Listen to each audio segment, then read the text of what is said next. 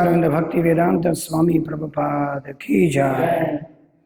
जय विष्णुपाद परमहंस परिव्राजकाचार्य अष्टोत्तर शतश्री श्रीमद् भक्ति सिद्धांत सरस्वती ठाकुर प्रभुपाद की जय। अनंत कोटि वैष्णव वृंद की जय। प्रणाम जी। हाँ, नामाचार्य श्री हरदास ठाकुर की जय। प्रेम से गो श्री कृष्ण चैतन्य प्रभु नित्यानंद श्री अद्वैत गदाधर श्रीवासदि गौर भक्त वृंद की जय। श्री श्री राधा कृष्ण गोप गोविंद श्याम कुंड राधा कुंड गिरी गोवर्धन की जय। वृंदावन मथुरा धाम की जय। मायपुर नवदीप धाम की जय। गंगा माई जमुना माई गोदावरी माई की जय। भक्ति देवी की जय। श्रीमद् भागवतम की जय। नमो विष्णु पादाय कृष्ण विष्णु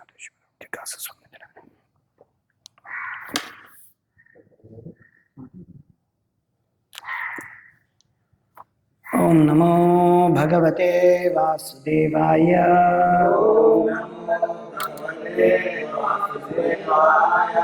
ओम नमो भगवते वासुदेवाय।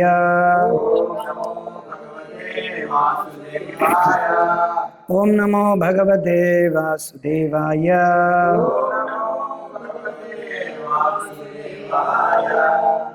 చదువుతున్నది శ్రీమద్ భాగవతం నుండి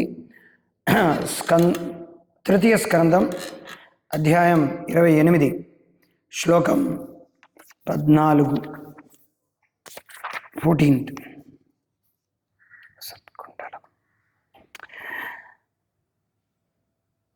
లసత్ పంకజ కింజల్క పీత కౌశేయ వాససం శ్రీవత్స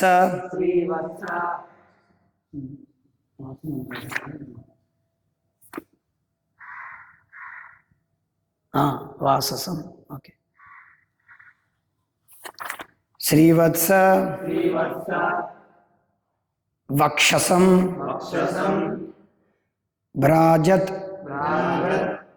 కౌస్తుభ ఆముక్త సారీ ఆముక్త ఓకే కంధరం లసత్ పంకజ కింజల్క లసత్ పంకజ కింజల్క పీత కౌశేయ వాససం పీత కౌశేయ వాససం శ్రీవత్స వక్షసం భ్రాజత్ శ్రీవత్స వక్షసం భ్రాజత్ కౌస్తుభాముక్తకంధరం కౌస్తుభాముక్తకంధరం లసత్ పంకజ కింజల్క పీత కౌశేయ వాససం శ్రీవత్స వక్షసం భ్రాజత్ కౌస్తుభాముక్తకంధరం లసత్ పంకజ కింజల్క పీత కౌశేయ వాససం శ్రీవత్స వక్షసం భ్రాజత్ కౌస్తుభాముక్తకంధరం లసత్ పంకజ కింజల్కా పీత కౌశేయ వాససం శ్రీవత్స వక్షసం భ్రాజత్ కౌస్తుభాముక్తకంధరం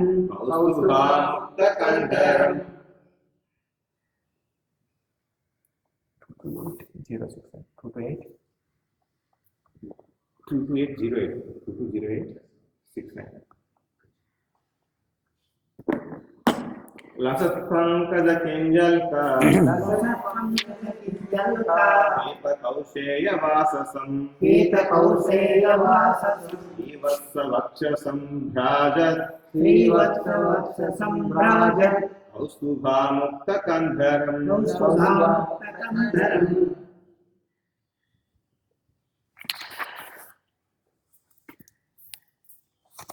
ప్రతిపదార్థం, అనువాదం మరియు భాష్యం ఇచ్చింది కృష్ణ కృపామూర్తి శ్రీ శ్రీమద్ అభయ చరణారవింద భక్తి వేదాంత స్వామి ప్రభుపాదుల వారి ద్వారా. ప్రతిపదార్థం అతని జగనములు అవును. పద్మ కింజలకమున బోలిన హరే కృష్ణ. పసుపు పచ్చని లసత్ లసత్ లసత్ చెప్పండి అందరూ. లసత్ మొరయునట్టి పంకజ కమలపు కింజల్క పుప్పొడి పీత పసుపచ్చని కౌసేయ పట్టు వస్త్రము వాససం యవ్వాని వస్త్రము శ్రీవత్స శ్రీవత్సమును దాల్చి వక్షసం వక్షస్థలము భ్రాజత్ దేదీప్యమానమగు కౌస్తుభమణి ఆముక్త ధరించి కందరం మెడయందు అతని జగనములు పద్మ కింజల్కమును బోలిన పసుపు పచ్చని పట్టు వస్త్రముతో చుట్టబడి ఉండును. అతని వక్షస్థలము శ్రీవత్సాంకితమై అంటే ధవళ వర్ణము కలిగిన రోమపు చుట్టు ఉండును. దేదీప్యమానముకు కౌస్తుభమని ఆ దేవదేవుని కందరమున వేలాడుచుండును. భాష్యము. భగవానుని వస్త్రపు రంగు కమల పుప్పొడి వలె కేసరవర్ణము కలదిగా నున్నట్లు వర్ణించబడినది. కందరమున వ్రేలాడు కౌస్తుభమణి కూడా వర్ణితమైనది. అతని కందరము మణులతోనూ రత్నములతోనూ సుందరముగా అలంకరింపబడిన షడ్గుణైశ్వర్య పూర్ణుడగు అతని విభూతులలో సంపద ఒకటి భౌతిక జగమునందు కానరాని అతి విలువైన మణులతో ఆ దేవదేవుడు విరాజిల్లుచుండును. హరే కృష్ణ.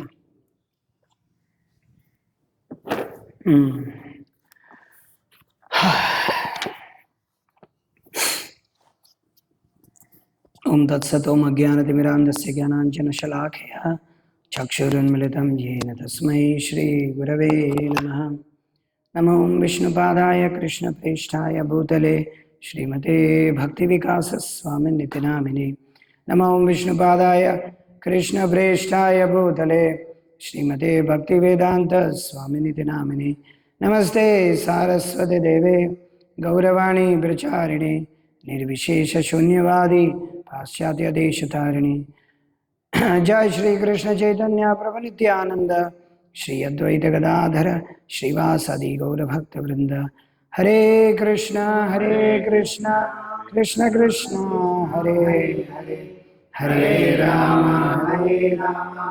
రామ రామ హరే హరే. ముఖం కరతి వాచాలం మంగళం మంగాయతే గిరిం యత్కృపాతమహం వందే శ్రీగురునితారణం పరమానందమాధవం శ్రీ చైతన్యేశ్వరం గురువే గౌరచంద్రాయ రాధికాయ తదాలయ కృష్ణాయ కృష్ణభక్తాయ తద్భక్తాయ నమో నమః. యస్య దేవే పరాభక్తిర్యథా దేవే తథా గురు తస్యేతే కదితా హి అర్థా ప్రకాశంతే మహాత్మనః. యోంత ప్రవిశ్య మమ వాచం మాం ప్రసుప్తాం సంజీవయత్యఖిల శక్తిధరస్వధానాన్యాం చ హస్తచరణశ్రవణత్వగాదీన్ ప్రాణానమో భగవతే పురుషాయ తుభ్యం. వాగీశాయస్య వదనే లక్ష్మీ యస్య సుభక్షతి యస్యాస్తే హృదయ సంవిత్తం నరసింహం భజే. కథాంచన స్మృతే యస్మిన్ దుష్కరం సుకరం భవేత్ విస్మృతే విస్మరీత్ విపరీతం స్యాత్ కృష్ణ చైతన్య సమ్యకం. నిజగురు హరివాణ్య కృష్ణ చిత్తో విచింతో పరివృత పృథ్వీగేహ ధన్య సంసార రూప ప్రభు భజన సుఖాబ్దో మజ్జేన సాంస విశ్వ భోజయతి వికాసో భక్తిపూర్వో యతీంద్ర.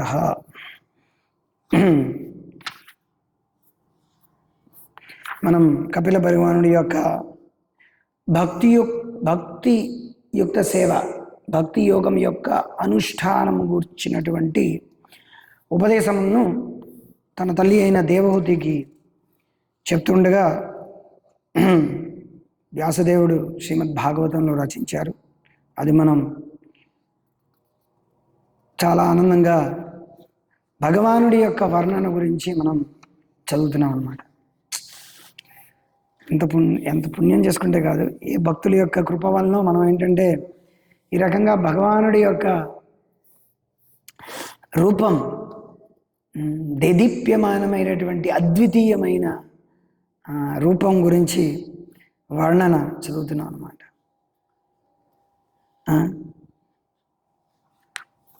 ఇదంతా ఏంటంటే కళ్ళ కట్టినట్టే ఉంటున్నట్టే ఉందా అంటే అంతేనమాట. సో ఇదినంతటికీ ముఖ్య బేసిస్ చైతన్య మహాప్రభు యొక్క, శ్రీ చైతన్య మహాప్రభు యొక్క ఎన్నో విషయాలు ఇచ్చారు.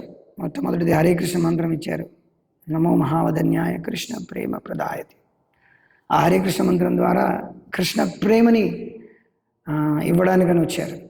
మహావదన్య ఔదార్యం అన్నమాట, మ్యాగ్నానిమస్ అంటారు ఇంగ్లీష్లో. వాట్ నో అదర్ అవతార్, ఏ అవతారము ఇవ్వలేనటువంటి అద్వితీయమైన ఇవ్వలేనటువంటి ఔదార్యం శ్రీ చైతన్య మహాప్రభు మనకు అందజేశారనమాట. అనార్పిత చరీం చిరాత్ కరుణయా అవతీర్ణ కలవు. కలియుగంలో ఏంటంటే అందరం కూడా అధములం, పాపులం, అందరం కూడా ఏ విధమైనటువంటి గుణగణాలు లేనటువంటి వ్యక్తులం. ఏ విధమైనటువంటి పుణ్యానికి నోచుకోనటువంటి వాడు. మారా జీవన్ సదా పాపేరత. కలియుగంలో ఉన్నటువంటి జనులందరూ మనం అనుక్షణం పాపకృత్యాలతో చేస్తున్నాం. పొద్దున్నే ఒక వృచ్చికాన్ని చంపేశాం మేము ఇప్పుడు ఈరోజు. సో ఏం చేస్తాం, అది ఇంకోళ్ళని చంపుతుంది. కాకపోతే ఏమిటంటే ఇవన్నీ మనకి ఇచ్చారు చైతన్య మహాప్రభు. కానీ గోల్ ఏంటంటే కృష్ణ ప్రేమ ప్రదాయతే కృష్ణాయ కృష్ణ చైతన్య నామ్నే గౌరత్విషయం అనాప్రిత చిరియం ఉన్నతోజ్వల రసాంశ భక్తి శ్రేయం. ఉజ్వల రసమైనది మనకి అట్లీస్ట్ ఆయన అందజేశారనే విషయం మనకు తెలుస్తుంది అన్నమాట. వాటన్నిటిలోకెల్లా చాలా బేసిక్ అయిన ఒక ముఖ్యమైనటువంటి చైతన్య మహాప్రభు ప్రచార కార్యంలో ముఖ్యమైనది ఏమిటంటే భగవంతుడు ఒక అద్వితీయమైనటువంటి వ్యక్తి అని చెప్పడం అన్నమాట. భగవంతుడు ఒక వ్యక్తి, ఆయనకి వ్యక్తిత్వం ఉంటుంది, ఆయనకు కూడా ఇష్ట అయిష్టాలు ఉంటాయి అని చెప్పడం అన్నమాట. ఎన్నో ప్రచార కార్యంలో ఉన్నాయి, కానీ ఇది చాలా ముఖ్యమైనటువంటిది అన్నమాట.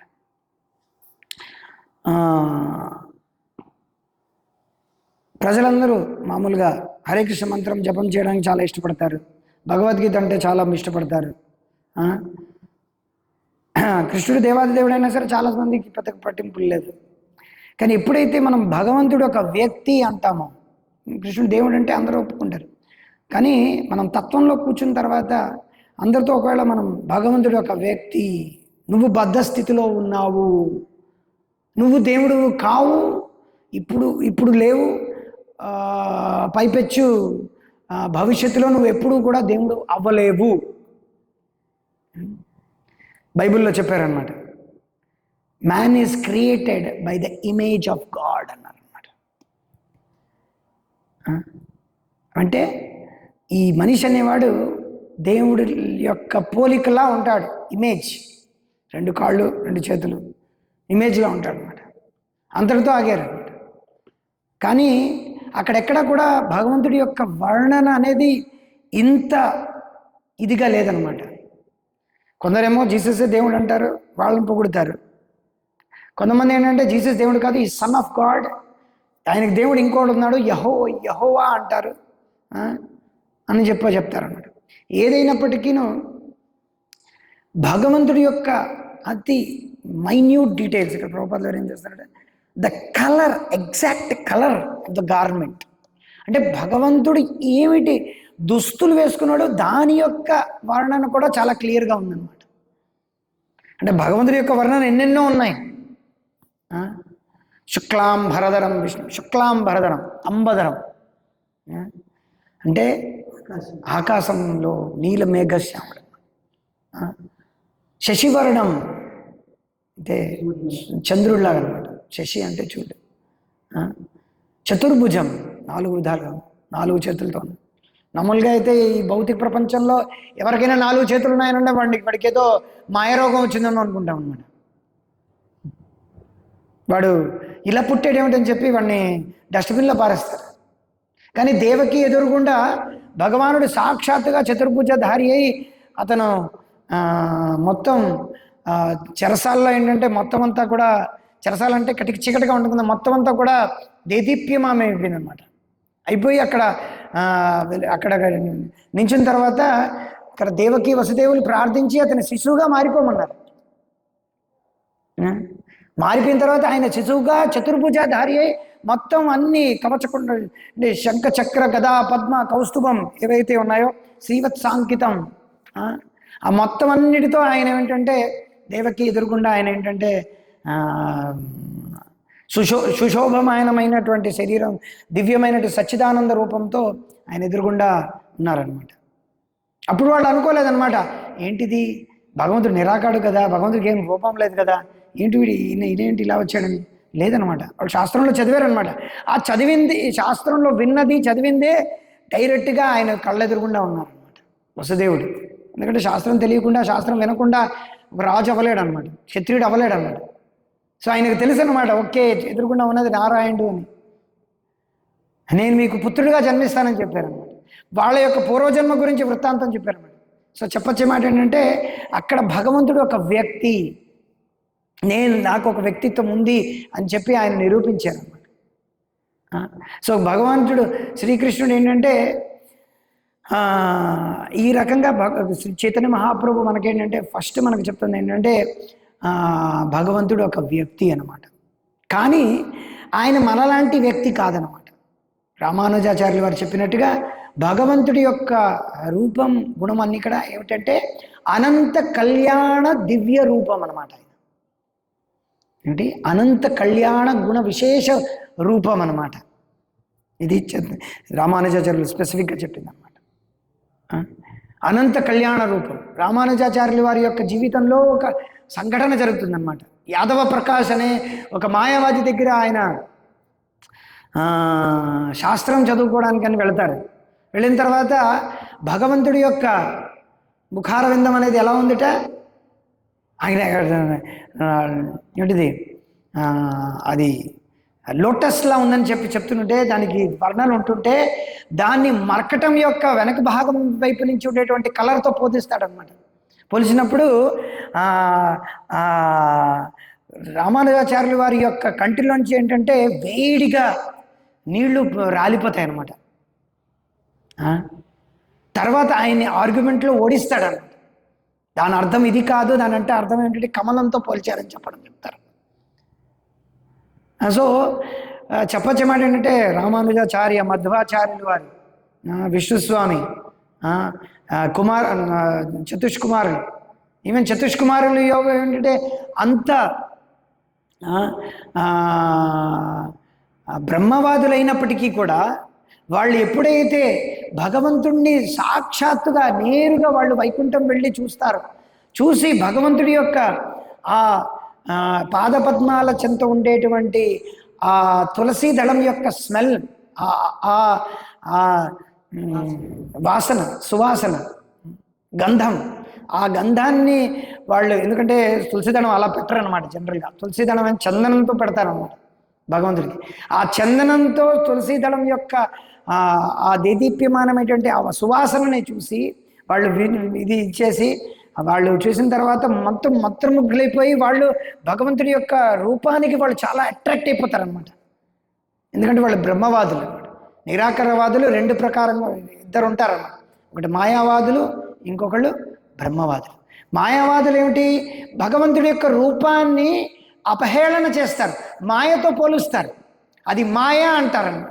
భగవంతుడి యొక్క నామము మాయ, భగవంతుడి యొక్క రూపము మాయ, భగవంతుడి యొక్క లీల మాయ. అందుకే వాళ్ళని మాయావాదులు అన్నారన్నమాట. ఏమంటారు, భగవంతుడి యొక్క శరీరం మన శరీరం ఒకటే, కాకపోతే నేను మాయలో ఉన్నాను, భగవంతుడు మాయ నుంచి బయటకు వచ్చి భగవంతుడు అనుకున్నాడు అనమాట. అంతే, భగవంతుడు అనుకుంటున్నాడు అనమాట. కృష్ణుడే భగవంతుడు అనుకున్నాడు, కానీ కృష్ణుడు లోపల ఉన్నదనమాట. యాక్చువల్గా ఆ నిర్విశేష నిర్వికార నిర్గుణమైనటువంటి ఆ పరబ్రహ్మము కృష్ణుడు ద్వారా మాట్లాడిస్తుందని చెప్పి మాయావాదులు ఎప్పుడు చెప్తుంటారు, వాళ్ళు పుస్తకాల్లో రాస్తుంటారు అనమాట. సో భగవంతుడి యొక్క రూపం దేహీ దేహ విభేదోయం నేస్వరం విద్యతే క్వచిత్ అన్నారనమాట శాస్త్రంలో. ప్రభుపాద వారు దాన్ని భగవద్గీతలో చూపిస్తారు, దాన్ని కోట్ చేస్తారనమాట. దేహీ దేహ విభేదోయం. సో భగవంతుడి యొక్క దేహములోని దేహి అనగా ఆత్మలోని దేహధారి అయినా రెండిట్లోని తేడా లేదనమాట. కానీ మనమేమిటి, దేహినోస్మిన్ యథా దేహి అంటే ఈ దేహంలో అస్మిన్ దేహి, ఈ లోపల ఇంకోటి ఏదో ఉందన్నమాట, అది దేహాన్ని ధరిస్తోందన్నమాట, అది ఆత్మ. కానీ భగవంతుడిని దేహీ దేహ విభేదోయం నేస్వరం విద్యతే క్వచిత్ అన్నమాట. అంటే ఆయన యొక్క ఆత్మకి, ఆయన యొక్క శరీరానికి, ఆయన యొక్క మనస్సుకి, బుద్ధికి తేడా లేదనమాట. ఈశ్వర పరమకృష్ణ సచ్చిత్ ఆనంద విగ్రహ. సో ఆయన యొక్క విగ్రహం ఏమిటి, సత్ చిత్ ఆనందం. సత్ అంటే సత్యమైనది, శాశ్వతమైనది. రెండోది ఏమిటి, చిత్. చిత్ అంటే ఏంటి, జ్ఞానం, పరిపూర్ణమైనటువంటి జ్ఞానంతో కూడుకున్నటువంటిది అనమాట. తర్వాత ఇంకోటి ఏమిటి, పరిపూర్ణమైనటువంటి శాశ్వతమైనది, సత్యమైనటువంటిది. తర్వాత ఏమిటంటే పరిపూర్ణమైనటువంటి జ్ఞానంతో కూడుకున్నది, కాబట్టి పరిపూర్ణమైనటువంటి ఆనందదాయకమైనటువంటిది అనమాట. ఎప్పుడు ఆనందం అనేది వస్తుంది, ఆయన దగ్గర నుంచి ఆనందం అనేది వస్తుంది అనమాట. ఆయన యొక్క విస్తారమే శ్రీమతి రాధారాణి మూర్తిభవించినటువంటి రూపం అనమాట. ఆహ్లాదిని శక్తి, భగవంతుడికి అభిన్నమైనటువంటి శక్తి శ్రీమతి రాధారాణి. ఎలా అర్థమవుతుంది ఇది? మన కృష్ణుడి గురించే అర్థం అవడం లేదు. ఎలా అర్థమవుతుంది శ్రీమతి రాధారాణి? ఆయన యొక్క అంతరంగంలో ఉన్నటువంటి ఆనంద శక్తియే శ్రీమతి రాధారాణి అనమాట. రాధాకృష్ణ ప్రణయ వికృతిరల్లాదిని శక్తి రాధ ఏకాత్మన అపిపువి పురా దేహవేదం గతౌతో చైతన్యాఖ్యం ప్రకటమధునా తద్వయం చైఖ్యమాప్తం. రాధాకృష్ణ ప్రణయ వికృతి అన్నమాట శ్లోకం చెప్తాను. సో వాళ్ళిద్దరూ ఒకటే, కానీ లీల కోసమని మళ్ళీ వేరయ్యారనమాట, మళ్ళీ ఒకటయ్యారనమాట. ఒకటి ఎలా అయ్యారు? శ్రీ చైతన్య మహాప్రభు గారు అనమాట. నేను అర్థం కాదనమాట ఎలా అవుతుందండి. సో మొదట మనం దీనికి వద్దాం. సో భగవంతుడు ఏంటంటే ఒక వ్యక్తి, ఆయన యొక్క రూపం సత్ చిత్ ఆనందమైనటువంటి, మన యొక్క రూపం అసత్ అచిత్ నిరానందమైనటువంటి. అసత్ అంటే అసత్యం, అంటే అసత్యమైనది. అసత్యం అంటే ఏమిటి? లేదా అంటే లేదు, కానీ ఉన్నదా అంటే ఉంది, కానీ తాత్కాలికమైనటువంటిది. అసత్యం ఎలాగా? అసత్యం అంటే లేదా అంటే ఇది, ఫర్ ఎగ్జాంపుల్, నిన్నటి శరీరం నాకు ఈరోజు లేదు, 10 సంవత్సరాలు ఉండేటువంటి శరీరం ఇప్పుడు నా దగ్గర లేదు. ఆ ప్రకారంగా ఇది అసత్యమైనటువంటి. ఇప్పుడు నేను ధరిస్తున్నాను ఈ శరీరం, రేపు పొద్దున 10 సంవత్సరాల తర్వాత వేరుగా మారిపోతుంది అనమాట. అవునా కదా? మన కళ్ళ ఎదురుగుండా తెలుసు. ఈ శరీరం అనేది మార్పు చెందుతోంది. దేహినోస్మిన్ యథాదే కౌమారం యవ్వనం జర తథా దేహాంతర ప్రాప్తి. అంటే దేహ అంతరం అవ్వడానికి ముందర ఏమిటవుతుంది అంటే 6 రకాలైనటువంటి మార్పుకి ఈ శరీరం అనేది లోపడదు. ఈ 6 రకాలైనటువంటి మార్పుల్లో బద్ధమై ఉంటుందన్నమాట ఈ శరీరం. ఈ శరీరం అనేది ఒక టైంలో అది జన్మ తీసుకుంటుంది. జన్మ తీసుకున్న తర్వాత అది పెరుగుతూ పోతుంది. పెరిగిన తర్వాత కొన్ని విస్తారము చెందుతుంది, పై ప్రోడక్ట్స్ విస్తారము చెందుతుంది. పిల్లలుగా ఏదైనా సరే విస్తారం చెందకపోయినా సరే చెమట వస్తూ ఉంటుంది మనలోంచి, బయటకు ఎన్నో చెత్తలన్నీ బయటకు వస్తూ ఉంటాయి. అవన్నీ కూడా మన విస్తారమే. మనం కూడా నేను పెళ్లి చేసుకోలేదు, నా సంగతి ఏమిటని ఉంటుంది లాజిక్.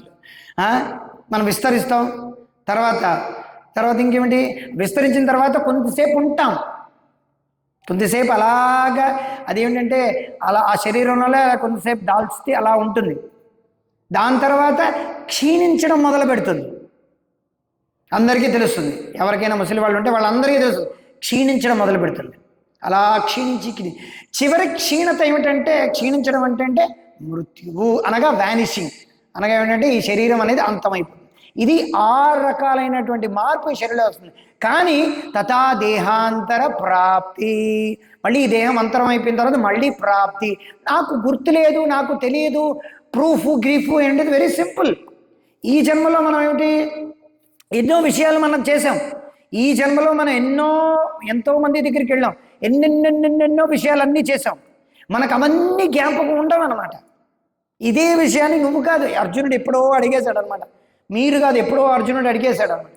అర్జునుడు భగవద్గీత చెప్తున్నప్పుడు, కృష్ణుడు భగవద్గీత చెప్తున్నప్పుడు, నేను ఈ భగవద్గీతని సూర్యదేవుడికి చెప్పాను, సూర్యదేవుడికి చెప్పిన తర్వాత ఇప్పుడు నేను నీకు చెప్తున్నాను అని చెప్పాడు. ఇమం విభత్సతే యోగం ప్రోక్తవానహమతీయం. నేను సూర్యదేవుడు చెప్పాడు, సూర్యదేవుడు వాళ్ళ యొక్క కొడుకైన స్వయంభూ మనుకు చెప్పాడు, మను ఆయన కొడుక్కి ఇక్ష్వాకుకి చెప్పాడు. అదే వంశంలో రామచంద్రుడు వారు వచ్చారు.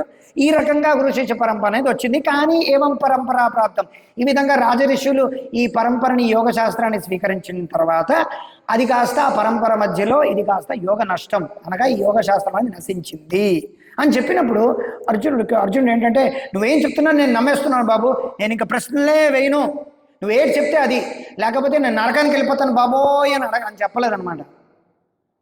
వెంటనే ప్రశ్న వేశాడు. ఎందుకంటే అర్జునుడు తెలివైన ఇలాగా ప్రశ్నలు వేయలేనటువంటి మూర్ఖుడు కాదనమాట.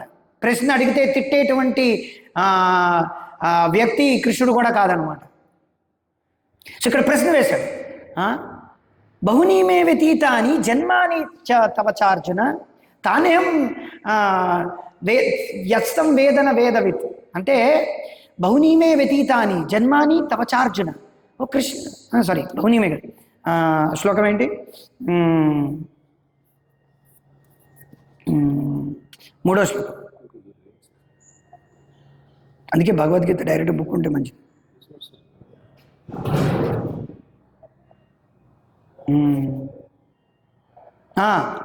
సయేవాయం మయా తీర్థ యోగపోక్త పురాతన భక్తోసి. నో దాని తర్వాత శ్లోకం, దాని మధ్యలో అర్జున వాచ ఆ శ్లోకం ఇవ్వండి సార్ పుస్తకం.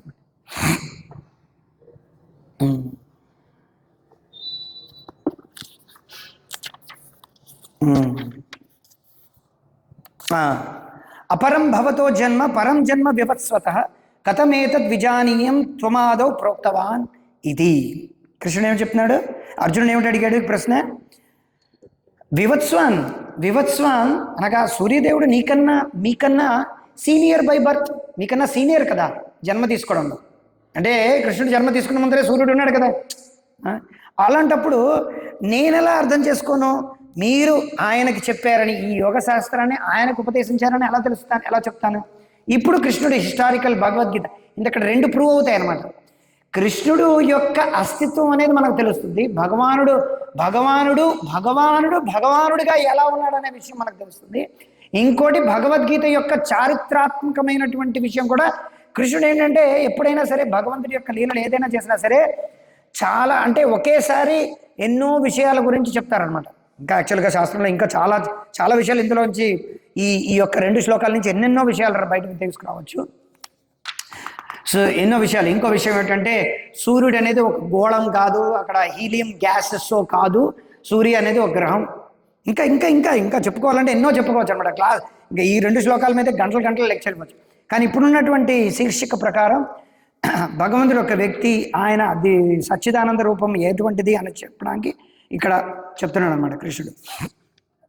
అంటే ఇప్పుడు అర్జునుడు అడుగుతున్నాడు, మన ఇద్దరం ఒకటే ఇది సూర్యుడు నీకన్నా ఇది కదా, అలాంటప్పుడు నువ్వు ఎలాగ యోగ శాస్త్రం చెప్పారు నేను ఎలా నమ్మేది అన్నప్పుడు భగవాన్ ఏం చెప్తున్నాడు, బహునీమే వ్యతీతాని జన్మాని చతవచార్జున తానేం వేద సర్వాణి నష్టం వేత్త పరంతప. అర్జున ఏమిటంటే ఎన్నెన్నో జన్మలు నువ్వు నేను తీసుకున్నాం, many births you and I have taken past, అన్ని జన్మలు వెళ్ళిపోయాయి. కానీ I remember all of them, నేను అన్ని జన్మలు జ్ఞాపకం నేను ఉంచుకుంటాను అని చెప్తారు. చాలామంది క్రైస్తవులు కానీ హిందువులు కానీ ఇంకో మతానికి చెందిన వాళ్ళు కానీ వాళ్ళందరూ భగవద్గీత నుంచి కోట్ చేస్తారు, కానీ ఇవన్నీ కోట్ చేయరు అనమాట. ఇది చెప్పాలి ఏంటి, నాకు అన్నీ గుర్తున్నాయి, I can remember all of them.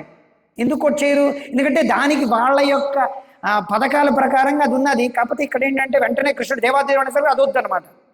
అది అలా అయితే ఎలాగా.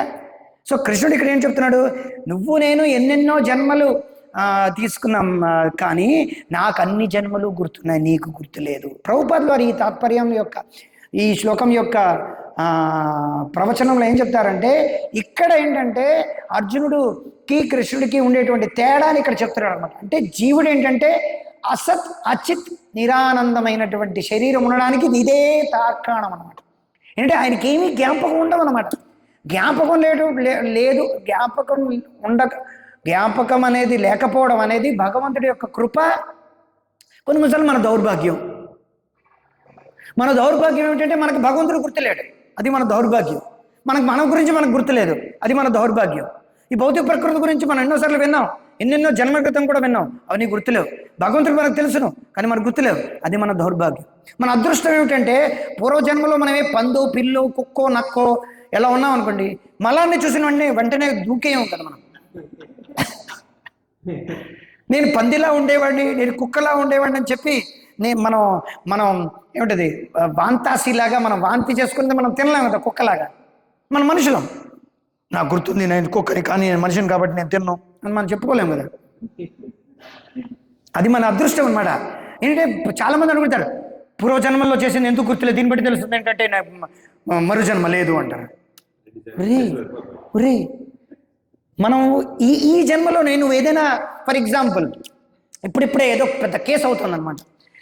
కేసు అవుతున్నప్పుడు పెద్ద శాస్త్రవేత్త పెద్ద ఆయన మారిపోయి ఆయన పోలీసులో జాయిన్ అయ్యి ఎవడో ఒక వ్యక్తి ఉన్నాడు అనుకోండి, లేకపోతే ఆర్మీలో జాయిన్ అయ్యి ఏదైనా ఈ భారతదేశానికి ఏదో మంచి కంట్రిబ్యూట్ చేస్తున్నాడు అనమాట ఈ భారతదేశ పురోగతికి. సడన్గా ఏంటంటే 10 సంవత్సరాల ముందర ఎన్నెన్నో కేసులన్నీ చేసినవన్నీ పదే ఆయన ముందర పెడితే ఎలా ఉంటుంది? ఆయన విచలితమైపోయి ఇప్పుడు ఓకే నేను చేసేస్తాను, దానికి దండను అనుభవించాను, నన్ను వదిలేయండి బాబు అని అంటారా లేదా? పదే విసికిస్తూ ఉంటే ఎలా ఉంటుంది? కోపం రాదా? వస్తుందన్నమాట. అంటే నేను చెప్పే పాయింట్ ఏంటంటే మనం ఎన్నెన్నో జన్మల్లో ఎన్నెన్నో చేష్టలు చేసాం, ఆ చేష్టలన్నిటికీ మనకి గుర్తున్నాయనుకోండి, ఈ జన్మ మనం సరిగ్గా అనుభవించలేం, పూర్వజన్మలో ఎన్నో కష్టాలు పడ్డాం, ఇప్పుడు కూడా అనుభవించలేం. కొన్ని మనం ఈ ఇయాన్ స్టీవెన్సన్ అనే ఒక వ్యక్తి రీసెర్చ్ చేసి కనిపెట్టింది అదేనమాట. చిన్న వయసులో ఉండేటువంటి బాలికలకి పూర్వజన్మలో వాళ్ళు ఎక్కడ దెబ్బ తగిలింది, ఎక్కడ వాళ్ళకి బుల్లెట్ తగిలింది, ఎక్కడ వాళ్ళు నదిలో పడిపోయారు, ఎక్కడ వాళ్ళు ఇదైపోయారు, వాళ్ళ పిల్లలు ఎవరు, వాళ్ళ భార్య ఎవరు అని చిన్నప్పుడు రాత్రి నిద్ర పట్టక వాళ్ళు ఏడుస్తూ వాళ్ళ యొక్క కూతురు యొక్క పేరు, కొడుకు యొక్క పేరు, వాళ్ళ ఊరు పేరు తలుచుకుంటూ బాధపడుతూ ఉంటున్నారట. చాలా ఘోరమైనటువంటి పరిస్థితి అనమాట. అందుకని భగవంతుడి అది కొంతమందికి ఎందుకు జ్ఞాపకం ఉందంటే వాళ్ళ యొక్క అటాచ్మెంట్, వాళ్ళ యొక్క బంధన స్థితి ఆ రకంగా ఉందన్నమాట. ఒక అబ్బాయి ఏంటంటే ఆయనకి ఇప్పుడు చూడొచ్చు అనమాట, ఇయాన్ స్టీవెన్సన్ జెట్ ఫ్లైట్లో చనిపోయిన ఒక వ్యక్తి, ఒక World War III చనిపోతాడు అనమాట, World War II చనిపోతాడు అనమాట. World War III రాబోతుంది వేరే విషయం. World War II ఒక వ్యక్తి ఫ్లైట్ యాక్సిడెంట్లో జపాన్లో ఎక్కడో చనిపోతాడు అనమాట. చనిపోయిన తర్వాత ఆ అబ్బాయికి ఏంటంటే పుట్టిన దగ్గర నుంచి ఫ్లైట్ల మీదే అవగాహన అనమాట. ఏ ఫ్లైట్ చూపించినా దాని మోడల్ పేరేంటి, దాన్ని ఏంటి, ఎప్పుడు మ్యానుఫ్యాక్చర్ చేశారు అన్నీ చెప్పేశాడు. ఆ మోడల్ ఏమీ లేదు, మోడల్ చూపిస్తే అది ఇంటర్నెట్లో ఉంది, కావాలంటే చూడొచ్చు యూట్యూబ్లో. మొన్నే జరిగిందనమాట, మొన్నే ఒక అతి నూతనమైనటువంటి ఒక విషయం, ఒక కేసు నేను చూశాను. ఒక అబ్బాయి అంట ఆయన ఏంటి ఆ అబ్బాయి జ్ఞాపకం తెచ్చుకున్నాడంట. ఏంటి ఇప్పుడు పుట్టాడు, మొన్న 2-3 సంవత్సరాల కదా. అబ్బాయి వరల్డ్ ట్రేడ్ సెంటర్ నుంచి దూకేయడం వాడికి జ్ఞాపకం ఉందంట. వరల్డ్ ట్రేడ్ సెంటర్ నుంచి దూకేయడం జ్ఞాపకం ఉందంట. వరల్డ్ ట్రేడ్ సెంటర్ నుంచి ఎలా దూకేస్తాం అంటే ఈ రోజుల్లో వాళ్ళకి తెలియదు, కానీ వరల్డ్ ట్రేడ్ సెంటర్ మాకు తెలుసు అనమాట. 2001లో ఏమిటి జరిగింది, వరల్డ్ ట్రేడ్ సెంటర్ కాలిపోయిందన్నమాట. అందులోంచి చాలా మంది దూకేశారనమాట. అబ్బాయి చెప్తున్నాడు, స్పష్టంగా చెప్తున్నాడు, నేను వరల్డ్ ట్రేడ్ సెంటర్ నుంచి దూకేశాను. వరల్డ్ ట్రేడ్ సెంటర్ ఏది, ఇది లేదు, అక్కడ గ్రౌండ్ జీరో అని చూపిస్తారు. సో చెప్పొచ్చే మాట ఏంటంటే మనకు అన్ని జ్ఞాపకం ఉంటే మనం బతకలేమన్నమాట.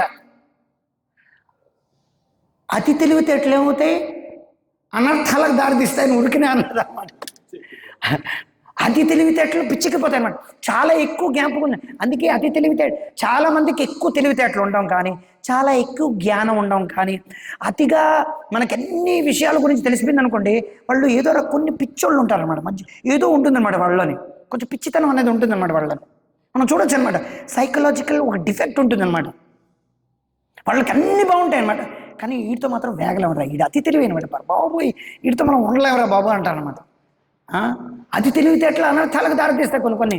అన్నీ తెలియడం కూడా మన సమస్య అనమాట అది. కానీ భగవంతుడు మాత్రమే షడైశ్వర్య పూర్ణుడు ఎందుకన్నారు?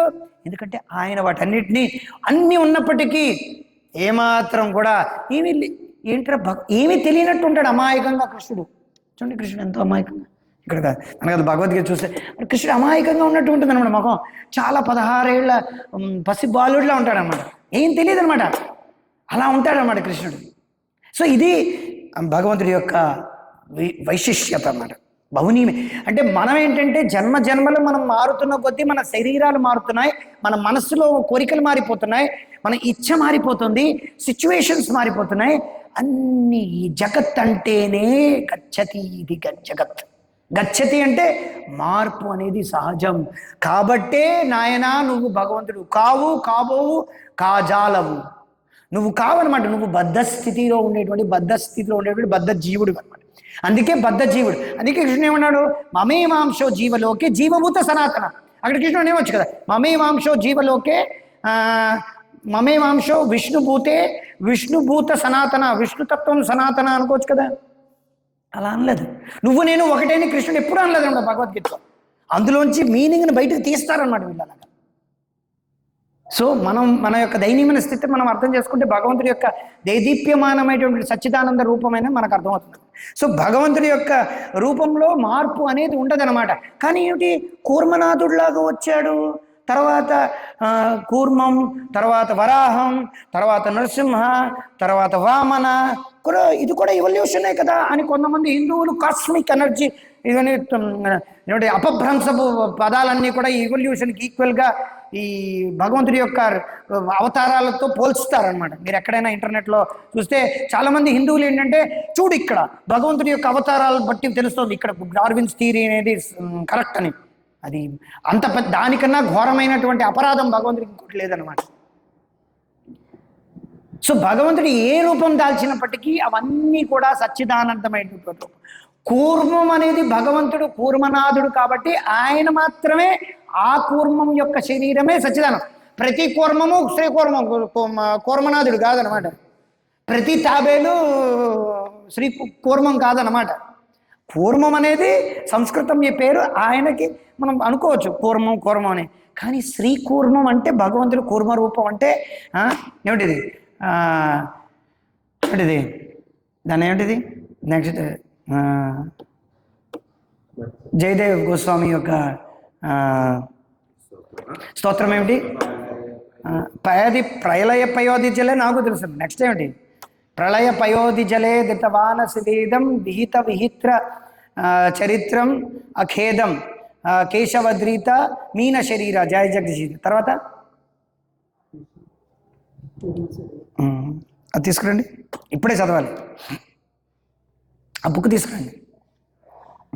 సో చెప్పొచ్చేమాట అంటే భగవంతుడి యొక్క కూర్మం కానీ, భగవంతుడి యొక్క వరాహ శరీరం కానీ, నరసింహ కానీ, వామన శరీరం కానీ, రామ శరీరం కానీ, కృష్ణ శరీరం కానీ, బలరామ శరీరం, కోర్స్ బలరామ శరీరం కానీ, కల్కి అవతారం కానీ, ఇవన్నీ కూడా భగవంతుడి యొక్క సచ్చిదానంద రూపం అనేది ఎప్పుడూ కూడా అది మారదనమాట.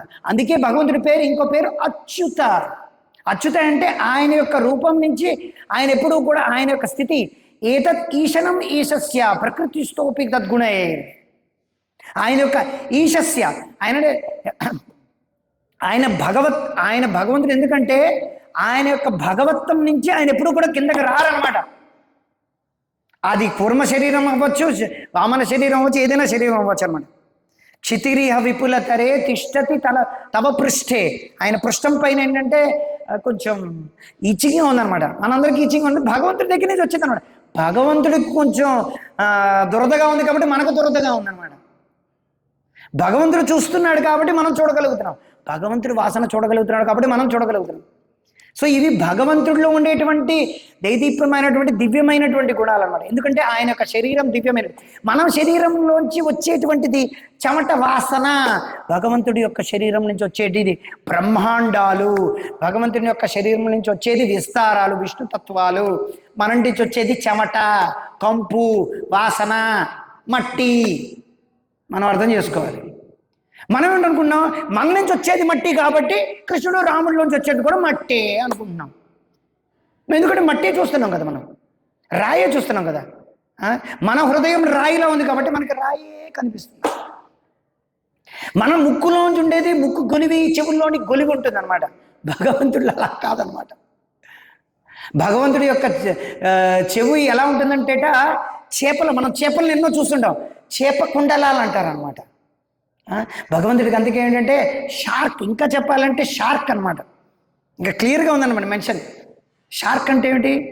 షార్క్ అంటే తెలుసు, సొరచేప అంటారు. చేప లాంటి చెవులు ఉంటాయి అన్నమాట భగవంతుడికి. కుండలాలు కూడా చేప లాంటివి అన్నమాట. తర్వాత కళ్ళు అనేవి దేనికోసం, దేనిలా ఉంటాయి?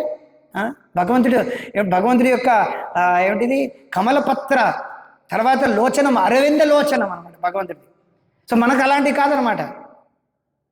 సో భగవంతుడి యొక్క రూపం అనేది ఏమిటంటే సచ్చిదానందమైనటువంటి రూపం. అది ఎప్పుడు ఆయనకి, ఆయన కూర్మనాథుడిగా ఉండేటువంటి విషయాలు కూడా ఆయన జ్ఞాపకం ఉన్నాయి. ఎన్ని అవతారాలు, ఎందుకంటే భగవంతుడి యొక్క ఎన్నెన్నో అవతారాలు అన్నీ కూడా ఏంటంటే సముద్రంలో ఎలాగైతే అలలు ఉన్నాయో అన్ని అవతారాలు ఉన్నాయన్నమాట. అవతారాలన్నీ కూడా వాటిలో చేసినటువంటి లీలలు అన్నీ కూడా భగవంతుడి జ్ఞాపకం ఉన్నాయి. మనకి నిన్న మొన్న చేసినటువంటిది జ్ఞాపకం ఉండదు అనమాట. మనకి ఎన్నెన్నో జన్మలు చేస్తే మన యొక్క స్థితిగతులు మారిపోతాయి, మన మనస్సు విచలితమైపోతుంది. కానీ భగవంతుడికి అలా కాదనమాట. అందుకే కృష్ణుడు భగవద్గీత తర్వాత ఏమన్నాడు? అజోపి సన్న అవ్యయాత్మ. అజ, నాకు పుట్టుక లేదు. మనకి పుట్టుక ఉందంటే మనకి పుట్టుక లేదు. యాక్చువల్గా ఆత్మగా మనకు పుట్టుక లేదు. ఈ శరీరం పుట్టుతోంది. ఈ శరీరం ఏమిటి? పుడుతోంది, చస్తోంది అనమాట. ఇదం శరీరం కౌంతేయ. కృష్ణుడు ఏం చెప్తున్నాడు? ఈ శరీరం అనేది ఒక రోజు నాశనం అయిపోతుంది అర్జున అని చెప్తున్నాడు అనమాట. కానీ భగవంతుడి యొక్క శరీరం నాశనం అవ్వదన్నమాట. భగవంతుడి శరీరం ఏమిటి? అవ్యయాత్మ, అవ్యయమైనటువంటిది అన్నమాట. అవ్యయమైనటువంటిది వితౌట్ డిటోరియేషన్. ఆయన యొక్క శరీరం ఏమిలో మార్పు చెందదన్నమాట. మార్పు చెందినట్టుగా కనిపిస్తుంది. అదే విషయం ప్రభుపాదుల వారు ఈ తాత్పర్యంలో అజోపి సన్న అవ్యయాత్మ. ఆయన యొక్క శరీరం, ఆయన పుట్టుక లేదు, మనకి పుట్టుక లేదు. ఆయన పుట్టినరోజు జరుపుకుంటున్నాం, మనం జన్మాష్టమి జరుపుకుంటున్నాం. దాని విషయం ఏమిటి అంటే ఆయనకు పుట్టుక ఉంది అని మనం అనుకుంటున్నాం. కాబట్టి జన్మాష్టమి ద్వారా భగవంతుడు ఏమిటి చెప్తున్నాడు అంటే, నాకు పుట్టుక లేదు బాబు, చదువు బాబు భగవద్గీత. నా జన్మ అనేది విషయం అజ, నేను పుట్టుక లేదు, అయినప్పటికీ అంటే పుట్టుక లేని వాడికి పుట్టుక అనమాట. ఆ విషయం చెప్పడానికి ఆయన జన్మిస్తున్నాడు అనమాట. అది మనం తెలుసుకొని ఈ జన్మ కర్మ చమే దివ్యం, ఆయన యొక్క జన్మ గురించి, మనం దివ్యమైనటువంటి జన్మ గురించి మనం ఎప్పుడైతే విషయాలని తెలుసు, అందుకే ఆయన యొక్క లీలలన్నీ కూడా అతి మానవీయ లీలలు అంటారు అనమాట. అతి మానవీయ అంటే ఏమిటి? సూపర్ హ్యూమన్ యాక్టివిటీస్ అంటే ఏమిటి? సూపర్ హ్యూమన్ అంటే ఏమిటి? సూపర్ మ్యాన్ లాగా, స్పైడర్ మ్యాన్ లాగా, మన ఐరన్ మ్యాన్ లాగా ప్రతి వాళ్ళకు ఒక మ్యాన్ ఉంటాడనమాట. ప్రతి ఈ మ్యాన్ ఏమిటి అని చెప్పి cat women, bat women, wonder women అని మొదలు పెట్టారనమాట. మేము తక్కువ ఆడవాళ్ళం అని చెప్పి మేము కూడా సూపర్ ఉమెన్ అనమాట. సూపర్ మ్యాన్లు, సూపర్ ఉమెన్లు, ప్రతివాడు సూపర్ మ్యాన్. మేము మా టైంలో హీ మ్యాన్, షీ ఉమెన్ అని ఉండేది అనమాట. హీ మ్యాన్ అని చెప్పి ఇలా తీసేవాడు అనమాట కత్తి. ప్రతి he man, she man, A man అయినా సరే వాళ్ళకేమో ఉంటాయన్నమాట. వాళ్ళు దేని మీదో ఆధారపడతారు. మీరు చూడండి, ఏ మ్యాన్ అయినా సరే వాడు ఇలా ఎగురుతాడు అనమాట. వాడు ఎగిరిసరికల్లా వాడు ఎక్కడికో వెళ్ళిపోతాడు అనమాట. Steel, man of steel, super man, man of steel. అంటే స్టీల్ అంటే వాళ్ళు తయారు చేసిన దాంతోనే వాళ్ళు పోల్చుకుంటారు. చూడండి, స్టీల్తోనే పోల్చుకుంటారు అనమాట. వాళ్ళ బుద్ధి ఎటువంటిది అంటేనో స్టీల్తోనే పోల్చుకుంటారు. భగవంతుడితో ఏది స్టీల్తో పోల్చారు అనమాట. భగవంతుడి కమల అతి మృదువైన దానితో పోలుస్తారు. చూడండి, సో ఐరోనిక్. వాళ్ళు తయారు చేసిందని ప్రతిదీ man of steel, armour, iron man. Iron man చూడండి, ఇనప మనిషి ఏమిటయ్యా? ఇనప మనిషి. ఇదంతా కూడా అంటే స్పైడర్ మ్యాన్ అంటే ఏమిటి? సాలేడు పురుగు మ్యాన్, సాలేడు పురుగు మనిషి. ఏమిటది? సాలేడు పురుగు ఏమిటి? కానీ మనం వాడేదో ఇలా చేసి అందులోంచి ఇలా వచ్చి పుస్తకమైన మీ మూతి మీద ఏదైనా సాలేడు పురుగు తలగా ఏమిటంటారు దాన్ని ఏమిటంటారు? సాలిగుడి మేము పడింది అనుకోండి, ఎంత చిరాగ్గా ఉంటుంది. ఇదంతా మైథాలజీ అంట, అదంతా సత్యం అంట. దాన్ని చూసడానికి కోట్లు 10,000 కోట్లు ఆర్జించింది స్పైడర్ మ్యాన్. బ్యాక్ హోమ్ ఏదో ఉంది అనమాట, హోమ్ ఏదో ఉంది, లాస్ట్లో వచ్చింది స్పైడర్ మ్యాన్. 10,000 కోట్లు. Are you mad? Are you useless fellow? Are you crazy? నీకేనా బుద్ధి లేదా?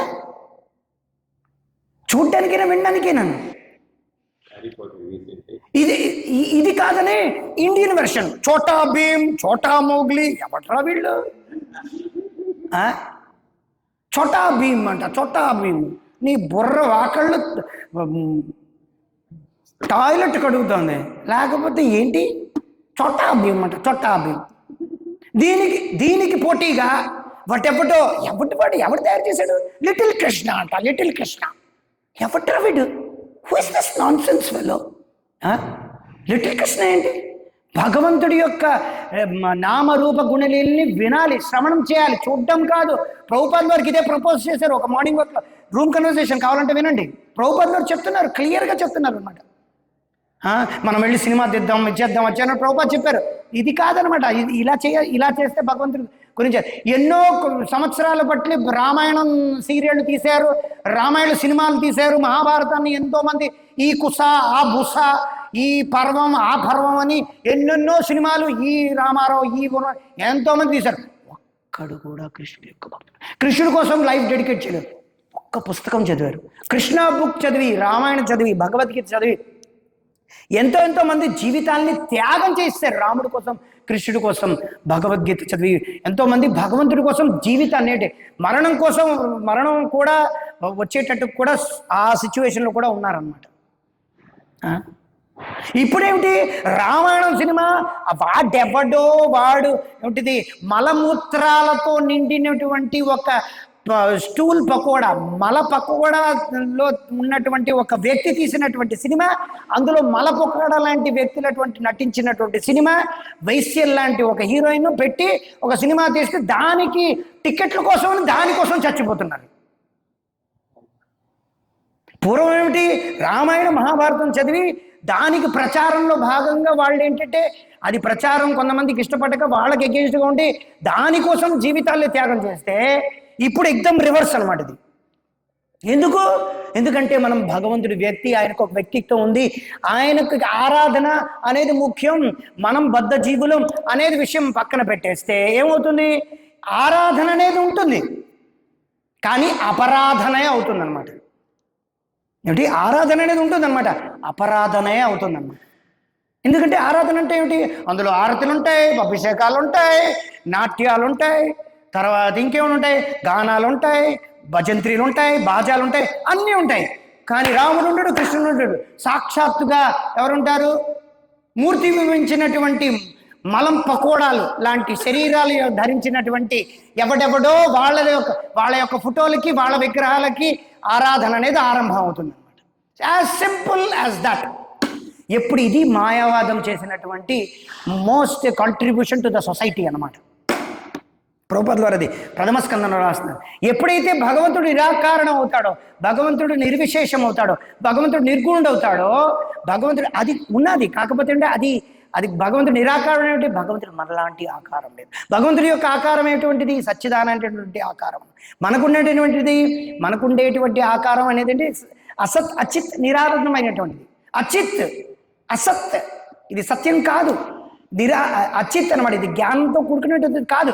ఎంత పెద్ద డాక్టర్, మొత్తం అనాటమీ తాలూకు డాక్టర్ అయినా సరే ఆయనకు కూడా ఏమిటి జరుగుతుందో తెలియదు అన్నమాట. కొన్నిసార్లు కొత్త వైరస్ వస్తుంది, అయ్యి బాబోయ్ ఎలా తెలియాలి?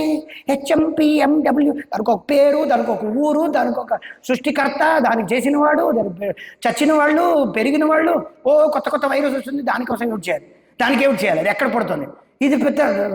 ఇది పెద్ద ప్రాబ్లం అయిపోయింది అనమాట. పాత వైరస్ని ఏమిటి చేయాలి, కొత్త వైరస్ని ఏమిటి, రాబోయే తరాల్లో ఏమిటి చేయాలి, దానికోసం అని కొంతమంది. ఈ మధ్యలో ఏమిటి, అబ్బా దీనికోసం బిలియన్ డాలర్లు జార్జ్ సొరాస్, బిల్ క్లింటన్ శుభ్రంగా పట్టుకుంటారనమాట. చచ్చిపోయేవాడెవడు, సామాన్య మానవుడు. ఇటుపక్క భగవంతుని నిరాకారం అని చెప్పి ఎవడో ఆరాధన చేయడం వల్ల చచ్చిన వాళ్ళు వస్తూ ఉంటే, ఇటుపక్క వీళ్ళ యొక్క ధోరణి ఎక్కువైపోతుంది. ఇదంతా ఏమిటి, అసత్, అచిత్ అనమాట, జ్ఞానంతో లేనటువంటి విషయం అనమాట. ఎంత పెద్దయినా సరే ఈ శరీరం గురించి పరిపూర్ణంగా తెలుసుకోలేము అనమాట. అటువంటిది భగవంతుడు ఏంటంటే ఆయన యొక్క శరీరం అనేది ఏమిటంటే పరిపూర్ణమైనటువంటి జ్ఞానంతో కూడుకున్నట్టుంది. మనకేమిటంటే మన గురించే తెలియదు, పక్కవాడి గురించి ఎలా తెలుస్తుంది. భగవంతుడి యొక్క జ్ఞానం ఎలా తెలుస్తుంది, పరిపూర్ణమైన జ్ఞానం తెలియదు అనమాట.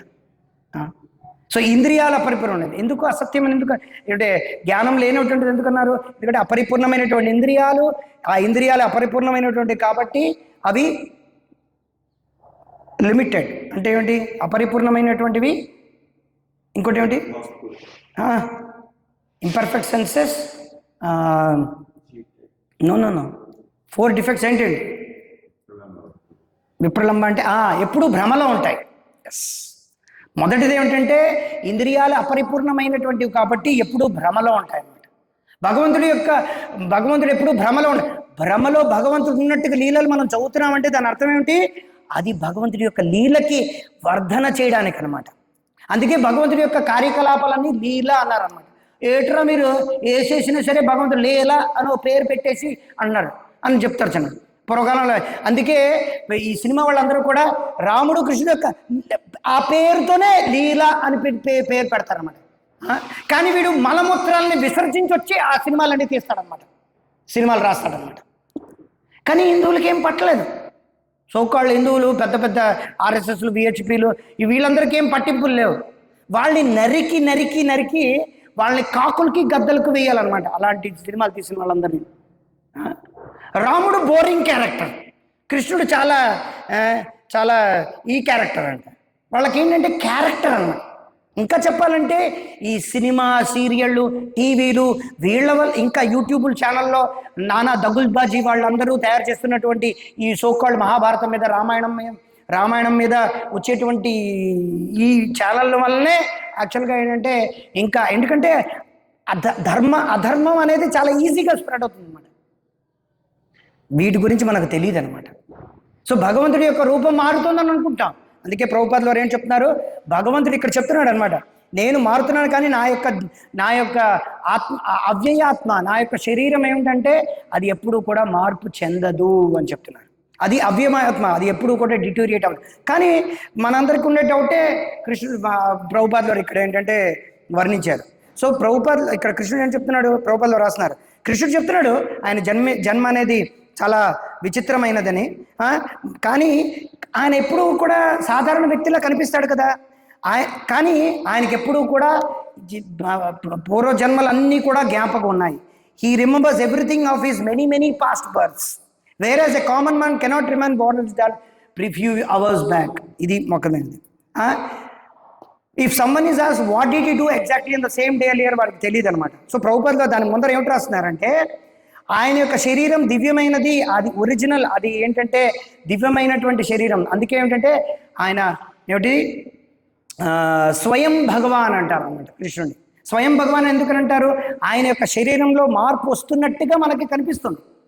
కౌమారవస్థ, పౌగంధ అవస్థ, యౌవనవస్థ వచ్చినట్టుగా కృష్ణుడి యొక్క శరీరంలో మార్పు వస్తుందని కనిపిస్తుంది అన్నమాట. ఎందుకంటే ఆయన దేవకి వసుదేవుల చేతుల్లో ఉన్నాడు, వసుదేవుడే స్వయంగా పట్టుకెళ్ళాడు. ఇవన్నీ కృష్ణుడు చేశాడు కదా, కృష్ణుడే స్వయంగా నడుచుకొని వెళ్ళిపోవచ్చు కదా వృందావనకి. అలా వెళ్ళకుండా ఆయన పెట్టడం ఏంటి, తీసుకెళ్ళడం ఏమిటి, తీసుకెళ్ళిన తర్వాత అక్కడ చేతులారా మళ్ళీ పెట్టడం ఏంటి, మళ్ళీ ఇదంతా ఎందుకు చేయడం, ఇది ఎలా అర్థమవుతుంది? సో ఈ అర్థం కాదనమాట. మనం ఏమిటో చాలామందికి మనం బుక్ డిస్ట్రిబ్యూషన్లో మనం ప్యారెట్ కృష్ణ ఒక చిన్న ఫోటో ఎవరికైనా ఇచ్చామనుకోండి, వాళ్ళు వెంటనే ఏమని చేస్తారు తెలుసా, వాళ్ళు చిన్న పిల్లడు ఉన్నాడు, వాడికి చూపిస్తారు, అమ్మ చూడమ్మా నువ్వు కూడా చిన్నప్పుడు ఇలాగే ఉండేవాడివి, నువ్వు కూడా చూడమ్మా చిన్నప్పుడు ఇలా ఉండేవాడు. వాళ్ళు ఏమనుకుంటారంటే మా బాబు కూడా కృష్ణుడు పెట్ట చిన్ని కృష్ణుడు చూడ కరెక్టే, కాకపోతే ఆ పేరు పెట్టుకోవడం వల్ల కృష్ణుడు జ్ఞాపకం ఉంటాడు. కాకపోతే వాళ్ళు ఏమనుకుంటాడు, మా బాబు కృష్ణుడు అనుకుంటాడు. ఈ కృష్ణుడు అంతటి వాడు తర్వాత వెళ్ళి వాడికి HIV AIDS వస్తుంది అనమాట. వీడికే సైఫిలిస్ గునేరియా వచ్చి ఎయిడ్స్ వచ్చి వాడు రోగంతో గ్రస్తుడే హాస్పిటల్లో చచ్చిపోతాడు అనమాట. ఏమైంది ఆ కృష్ణుడికి మరి? చాలామంది అనమాట ఈ కృష్ణ కృష్ణ అనే వాళ్ళు అందరూ చచ్చింది ఏంటంటే మైథునంతోనే చచ్చారనమాట. అటుపక్క I don't want to say the name, పేరు చెప్పదలుచుకోలేదు. వయగ్రా తిని చచ్చిన వెధవలే అనమాట వీళ్ళందరూ. ఎందుకంటే వాడే కృష్ణుడు అనుకుంటాడు, వాడికి వాడే కృష్ణుడు అనుకుంటే వాడికి వాడే రాముడు అనుకుంటాడు. కానీ ఆ ఆనందంలో ఉన్నాడు అనమాట. కానీ వాడికి తెలియదు అనమాట, వాడి శరీరం అంతా కూడా లోపలన్నీ కూడా క్షీణించి లోపల ఉన్నటువంటి క్రిమి కీటకాలన్నీ కూడా వాడి శరీరాన్ని, లీవర్ని, తర్వాత లోపలన్నీ తినేస్తున్నాయి అనమాట. కానీ లోపల ఉన్న కామ కోరికలన్నీ చచ్చిపోవడం. వాడికి అందరూ కూడా పొగిడి అభిషేకాలు చేశారు కదా రాముడు కృష్ణుడు అని చెప్పి. కానీ వాడు ఆగటం లేదనమాట. ఆ ఆనందంలో ఉప్పు తప్పిపోయిపోయి హార్ట్ అటాక్ వచ్చి చచ్చిపోయాడు అనమాట. కానీ భగవంతుడి యొక్క శరీరం అనేది ఏంటంటే సచ్చిత్ కాబట్టి ఆయనకి పరిపూర్ణమైనటువంటి ఆనందం ఉందన్నమాట. ఇది మనం అర్థం చేసుకోవాలి. సచ్చిత్ ఆనంద విగ్రహ.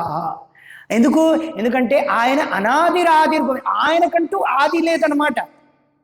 అన్నిటికీ ఆది ఆయనే. ఆయనకంటూ ఆది లేదనమాట. ఇది మనం అర్థం చేస్తాం. అనాది, అన్నిటికీ కారణం ఆయనే, సర్వకారణ కారణం కానీ ఆయనకంటూ ఏ కారణం లేదనమాట. ఎలా అర్థం చేసుకోగలం? అర్థం చేసుకోలేము. భగవంతుడు అనేవాడేమిటంటే ప్రభుపాదుల వారు ప్రథమ స్కందంలో ఏమిటి రాస్తారంటే, మన యొక్క అనుభవంలోనే భగవంతుడు కొన్ని కార్యాలు చేస్తారు. మన అనుభవానికి అతీతంగా కూడా కొన్ని కార్యాలు చేస్తారు. కొన్ని ఏమిటి, అన్ని కార్యాలు భగవంతుడు మన యొక్క అతీతంగా చేస్తారు. సో గాడ్ యాక్టివిటీస్, భగవంతుడి యొక్క కార్యాలు, God's activities are within our experience and beyond our experience అని రాస్తారనమాట. లేకపోతే ఆయన భగవంతుడు అవరు అనమాట. లేకపోతే మనలాంటి మనిషి అయిపోతాడు. అందుకే వీళ్ళందరి గురించి ఎందుకు బైబిల్లో గట్రా ద వర్డ్ బికేమ్ ఫ్లెష్ అని ఎందుకు అన్నారు? ఎందుకు ఫ్లెష్ అన్నారు? వాళ్ళు ఫ్లెష్ అంటారు అనమాట. ద వర్డ్ బికేమ్ ఫ్లెష్, ఆయనే యేసుప్రభుగా వచ్చాడు. Okay fine. ఎందుకు అలా అంటారు? ఎందుకంటే వాళ్ళు ఏంటంటే వాళ్ళలో ఒకటిగా చూడాలనుకుంటున్నారు అనమాట. ఇది వాళ్ళ యొక్క అది బద్ధస్థితిలో ఉండేటువంటి భావన అనమాట. కానీ మనకి సచ్చిదానందమైనటువంటి దివ్యమైనటువంటి రూపం, ఆత్మ, శరీరం అన్నీ ఒకటే అనే విషయం మనకు ఎలా తెలుస్తుంది? తెలియదు అనమాట. మనకేమాత్రం అవగాహన లేదనమాట. కానీ ఎప్పుడైతే మనం శ్రవణం చేస్తామో మన యొక్క స్థితి గురించి మనం రోజుకు రోజు మనం ఎంత దయనీయమైనటువంటి కామ, క్రోధ, లోభ, మోహ, మద, మాత్సర్యాల గురించి మనం ఎప్పుడు వింటామో, మనం ఎప్పుడైతే భగవంతుడి యొక్క నామరూప గుణాల గురించి మనం ఎప్పుడైతే రామరూప గుణ లీలల వైశిష్యం, ఆయన యొక్క ధామం, వీటన్నిటి గురించి మనం మన యొక్క బద్ధస్థితి గురించి, మన యొక్క దయనీయమైన స్థితి గురించి, భగవంతుడి యొక్క అపారమైనటువంటి లీలల గురించి సైమల్టేనియస్గా ఎప్పుడైతే చదువుతామో, ఈ భౌతిక ప్రకృతి గురించి, కాలం గురించి, కర్మ మనల్ని ఎలా బద్ధ చేస్తుంది, పాపం పుణ్యం, వీటన్నిటి గురించి సమపాలన మనం ఎప్పుడైతే దీని గురించి శ్రవణం కీర్తనం చేస్తామో, అప్పుడే ఒకానొక్కప్పుడు మనం వాటి గురించి ఎప్రిషియేట్ చేయగలం అన్నమాట. అట్లీస్ట్ మనం దాని గురించి స్టార్ట్ చేయగలం అన్నమాట. ఎలాగా భగవంతుడు లసత్ పంకజ కింజల్క, ఎలాగా భగవంతుడు లసత్ కుండలం గోకులే బ్రాజమానం నమామీశ్వరం సచ్చిదానంద రూపం లసత్ కుండలం గోకులే బ్రాజమానం. ఇక్కడ లసత్ కుండలం ఎందుకున్నారు? ఆ కుండలాలు ఏమిటి? ఎప్పుడైనా సరే ఒక వ్యక్తికి ఆభరణాలు వేస్తే ఆయనకి ఆయన యొక్క మేని ఇంకా పెరుగుతుంది అనమాట, ఆయన యొక్క అందం ఇంకా పెరుగుతుంది అనమాట. కానీ ఇక్కడ ఏం జరుగుతుంది? భగవంతుడి మీద ఆ కుండలాలు ఉండడం వల్ల ఆ కుండలాలకే అందం వచ్చేసింది. ఆ కుండలాలు ఏమిటి? కుండలాలు మనలాగా నీలాగా నిర్జీవమైనటువంటివి కావన్నమాట. ఆ జీవుడు భగవంతుడి యొక్క కుండలాలు అవ్వాలని ఎన్నెన్నో జన్మలు కోట్ల జన్మలు తపస్సు చేసి చివరికి ఆయనకి ఏంటంటే భగవంతుడి యొక్క చెవుకి కుండలాలుగా అవ్వాలని ఆయన ఉన్నాడు అనమాట. అది జీవనమాట, పాలు కాదు, అది జీవనమాట. భగవంతుడి కోసమని నేను పొంగి పొర్లిపోతున్నాడు అనమాట ఆయన. సో ఇది మనం అర్థం చేసుకుంటాం. లేకపోతే మొదటి నుంచే రామాయణం గురించి, మహాభారతం గురించి విన్నాం అనుకోండి, మనం తప్పకుండా ఏమిటంటే మనలో ఒకటిగానే భావిస్తాం అన్నమాట. ఇది మాయావాదం. సో ఎంతవరకైతే మన మనసులో మాయావాదం అనేది ఉందో, భగవంతుడి పట్ల మనకున్నటువంటి నిరాకారవాదం, నిరాకారం అంటే మనం ఎంతవరకు చెప్పుకున్నాం. సో నిర్గుణం అంటే మనలాంటి గుణాలు లేవు, మనలాగా ఆయన త్రిగుణాల్లో బద్ధుడై లేదు. అందుకే భగవద్గీత చదవాలి. భగవద్గీతలో కృష్ణుడు చెప్తున్నాడు, త్రిభీర్గుణమైర్ భావైర్ ఏవీ సర్వమిదం జగత్. ఈ మొత్తం జగత్ అంతా ఏమిటి? 3 గుణాలతో బద్ధులైపోయారు.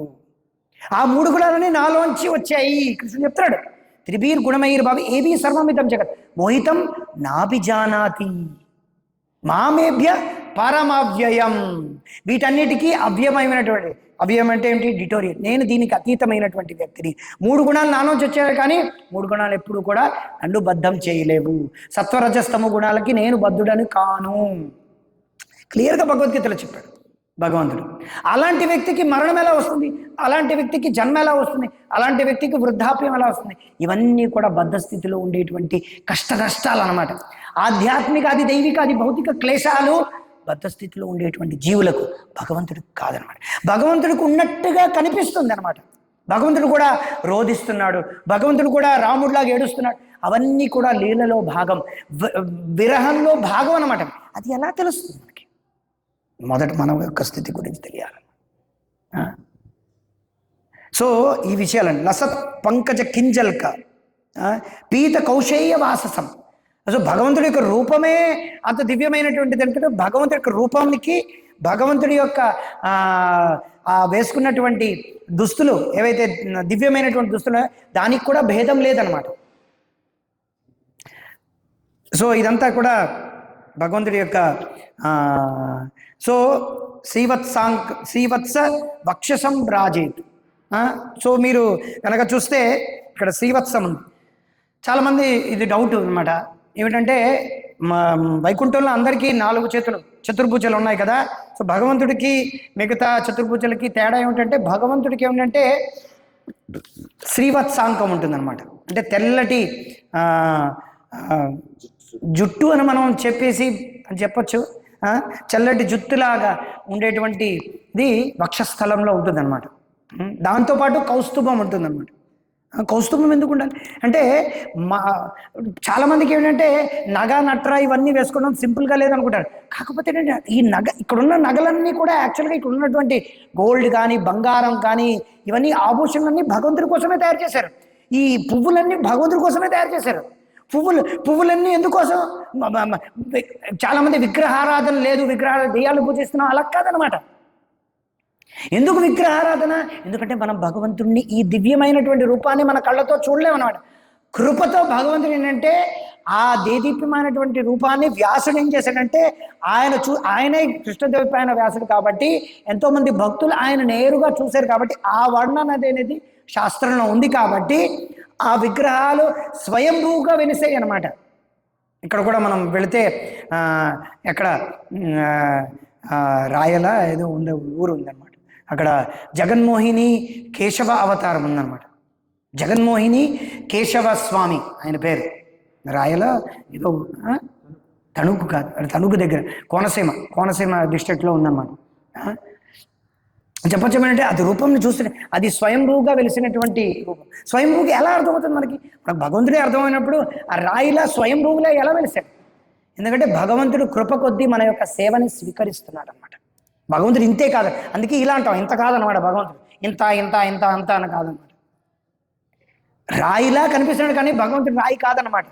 ఎన్నెన్నో గాథలు ఉన్నాయన్నమాట. రాయిలా కనిపించేటువంటి భగవంతుడు సాక్షాత్తుగా సాక్షి ఇవ్వడానికని చెప్పి గోపాలుడు ఏంటంటే నడుచుకుంటూ బృందావనం నుంచి సాక్షి గోపాలం జగన్నాథ్ పూరి దగ్గరికి ఆయన సాక్షాత్తుగా నడిచి వస్తారనమాట. ఎన్నెన్నో గాథలు ఉన్నాయన్నమాట. విగ్రహాలు డైరెక్ట్గా మాట్లాడుతున్నాయి. సో అది విగ్రహం కాదనమాట. మనం అది సచ్చిదానమైనటువంటి అర్చా విగ్రహం అనమాట. అంటే అర్చన కోసం అనేటువంటి విగ్రహం అనమాట. తద్వారా మనం ఏమిటంటే ఈ పాపపు కృత్యాల, ఈ భౌతిక సంసారం యొక్క అందం నుంచి బయటపడ్డాను, మన శారీరకమైనటువంటి బుద్ధి నుంచి బయటపడ్డాను అనమాట. ఇంద్రియ వ్యామోహం నుంచి బయటపడడానికి భగవంతుడు ఏంటంటే మనకేంటంటే ప్రక్రియ ఇచ్చాడు. అలా అని చెప్పి మనం ఈ ప్రక్రియ మాయావదులు ఏమిటంటే ఈ విగ్రహాలు మాయ కాబట్టి మనం ఈ మాయ నుంచి బయటపడ్డానికి వరకు మాత్రమే ఈ విగ్రహ ఆరాధన. దాని తర్వాత విగ్రహం లేదు, నా శాస్త్రం లేదు, ఏం లేదు, మళ్ళీ మనం అందులో కలిసిపోతాం. అది కాదనమాట. ఈ రూపం ఏదైతే మనం పూజ చేస్తున్నామో సాక్షాత్తుగా అదే రూపాన్ని మనం మళ్ళీ దర్శించుకుంటాం అన్నమాట. ఇది వైష్ణవ సిద్ధాంతం.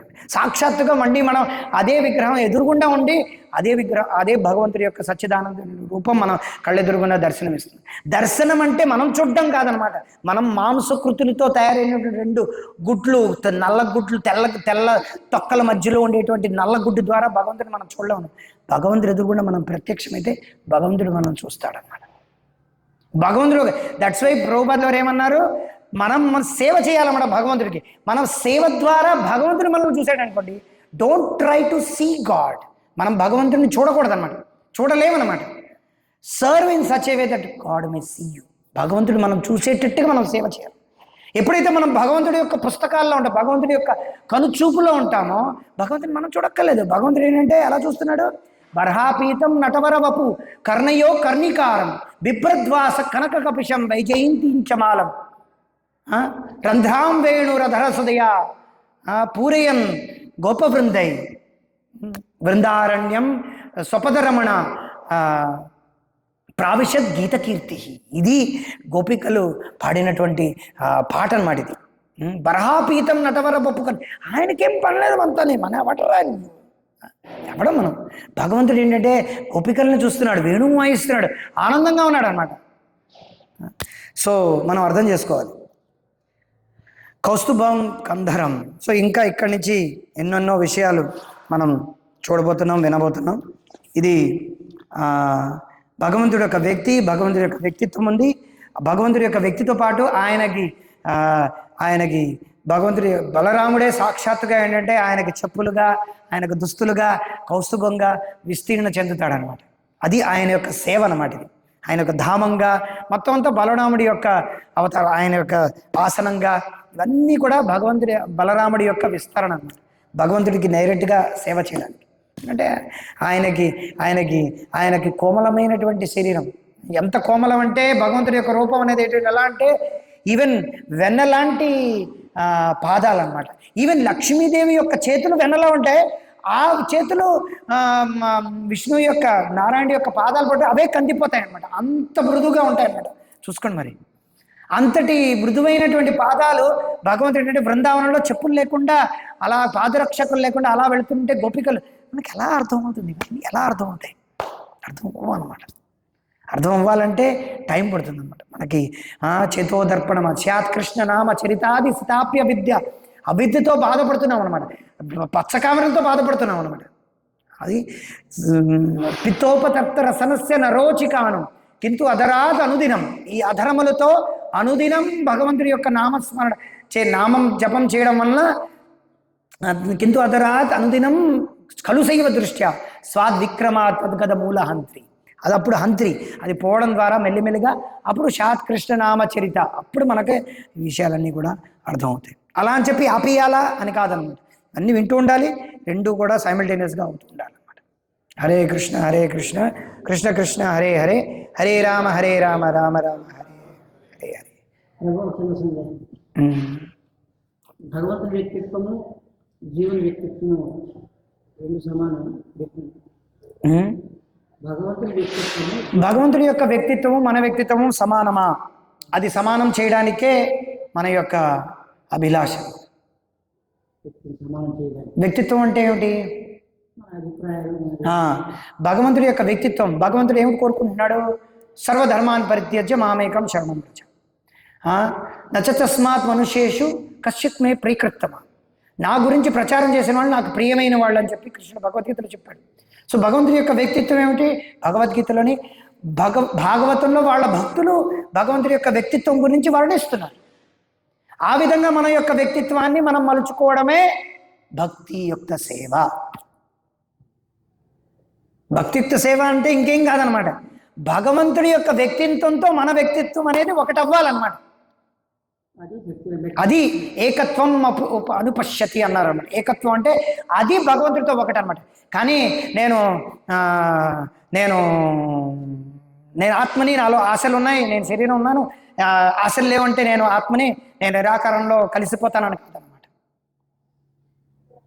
సో ఈ వ్యక్తిత్వం అంటే భగవంతుడి యొక్క వ్యక్తిత్వం మన వ్యక్తిత్వం అనేది ఒకటి అని ఎప్పుడు అవుతుందంటే, ఎప్పుడైతే మనం భగవంతుడి యొక్క ఏదైతే ఆదేశాలు నిర్దేశాలు గురువు ద్వారా మనకి ఎప్పుడైతే లభిస్తాయో ఆ ఆదేశాలను మనం శిరసా వహించి మనం ఎప్పుడైతే భక్తిత్వ సేవలో మనం చేస్తామో అది భగవంతుడి యొక్క వ్యక్తిత్వంతో ఒకటవ్వడం అని అర్థం అనమాట.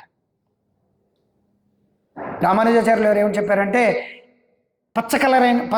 పచ్చగా ఉండేటువంటి ఒక పక్షి పచ్చగా ఉండేటువంటి ఒక చెట్టు లోపలికి వెళ్ళిపోయింది అనుకోండి, ఏమనిపిస్తుంది? కలిసిపోయింది అనిపిస్తుంది అనమాట. ఒక విమానం పరిగెడుతుంది అన్నమాట, ఇలా వెళుతుంది పైనుంచి, తర్వాత ఏమవుతుంది? కలిసిపోయింది అనిపిస్తుంది. కాకపోతే కొంచెం దూరంలో ఒక బైక్ వేసుకొని మనం వెళ్ళాం అనుకోండి, మనం కథలే అలా గుద్దే వచ్చి అది వేరే విషయం. కాకపోతే మనం చూస్తున్నట్టు అది కనిపిస్తుంది అనమాట. చెప్పమాట ఏంటంటే, సో వ్యక్తిత్వం భగవంతుడితో ఒకటవ్వాలని. సో భగవంతుడు ఏవైతే ఆదేశాలు ఇచ్చాడో, సర్వధర్మాన్ని పరిత్యజ్య మామేక, సో భగవంతుడికి శరణం, అది ఏకత్వం అనుపశ్యతి. భగవంతుడు ఏదైతే నిర్దేశాలు ఇచ్చాడో భగవంతుడు ప్రచారం చేయమన్నాడు. చైతన్య మహాప్రభు ఏం చెప్పారు? అందుకే చైతన్య మహాప్రభు యొక్క బోధామృతంలో ప్రభుపాదులు వారు ఏమిటి రాస్తారు? కృష్ణుడి యొక్క ఉపదేశాలకి చైతన్య మహాప్రభు ఉపదేశాలకి తేడా లేదు, అభిన్నం అని చెప్పి మొదటి వాక్యమే రాస్తారు అన్నమాట. అభిన్నం లేదు. కృష్ణుడు ఏం చెప్పాడు? సర్వధర్మాన్ని పరిత్యజ్య మామేకం శరణం వ్రజ అని చెప్పి కృష్ణుడు శరణాగతి పొందమన్నాడు. కృష్ణుడు శరణాగతి పొందమన్నాడు తనని. చైతన్య మహాప్రభు ఏం చెప్పారు? ఆయన్ని కృష్ణుడి శరణాగతి పొందండి అని చెప్తున్నాడు. ఇద్దరిలో తేడా లేదు. చైతన్య మహాప్రభు ఏం చెప్పారు? జారే దేఖో తారే కహో కృష్ణ ఉపదేశం. కృష్ణుడి యొక్క ఉపదేశాన్ని మీరు ఎవరిని చూసినా ఎవరిని కలిసినా, ఒక బస్సులు కార్లు తప్ప ఎవరిని చూసినా మనం చెప్పాలన్నమాట. ఏమిటి? ఒక బస్సులు కార్లు తప్ప అందులో ప్రయాణిస్తున్నవాడిని, బయట ఉన్నవాడిని, ప్రతి జీవికి మనం అందజేయాలన్నమాట. ఏమిటి? ఈ కృష్ణుడి యొక్క ఉపదేశాన్ని. జారే దేఖో తారే కహో కృష్ణ ఉపదేశ్, అమారాగ్యే గురు హొయ్య తారో ఏ దేశ్. అదనమాట. అర్థమైందా? మీరు చెప్తారు ఇది భగవాన్ యొక్క అవతారాలను బట్టి ఈ యొక్క యువలేషన్ కూడా సింక్ చేసుకుంటూ చెప్పారన్నారు కదా. ఆ టైంలో కూర్మ అవతారం ఈ సింగ్ చేసుకోలేదు, అది తప్పు అని చెప్పాను. తప్పు కదా, తప్పు అనేది. కూర్మ అవతారం అన్నా కూడా అప్పుడు జంతువులు ఉండే, మనుషులు లేరనుకున్నారు, దేవతలు ఉన్నారు, రాక్షసులు ఉన్నారు అదే టైంలో. దానికేం చెప్తారు వాళ్ళు? ఇదంతా ఏంటంటే వాళ్ళ మనోకల్పన. అది మనోకల్పన. వాళ్ళు ఏంటంటే డార్విన్ సిద్ధాంతం ప్రకారం ఈ సింగిల్ సెల్యులర్ ఆర్గానిజం అనేది డ్యూయల్ సెల్యులర్ ఆర్గానిజం అయ్యి నీళ్ళల్లో ఉందన్నమాట. అది నీళ్ళల్లో ఉన్న తర్వాత కోటానుకోట్ల సంవత్సరాల తర్వాత అలా ఆలోచించి అదే కోటానుకోట్ల సంవత్సరాల తర్వాత అది చేపగా మారింది. ఈ చేప పైకి చూస్తుంది అనమాట. పైకి చూస్తుంటే అది ఏమిటుందా అని చెప్పి నడవాలనిపించిందంటే అది రెప్టైల్స్ అయిపోయి, ఈ రెప్టైల్స్ అనేవి పైకి ఏమిటుందా అని అనుకున్నప్పుడు కోటానుకోట్ల సంవత్సరాల శరీరం యొక్క మార్పు కోట్ల సంవత్సరాల తర్వాత అవుతుందని వాళ్ళ యొక్క సిద్ధాంతం అనమాట. కానీ అది కాదనమాట. ఇప్పుడు కోతులన్నీ కూడా ఆలోచించి మనిషి అయిపోతాయి అంటారు కదా.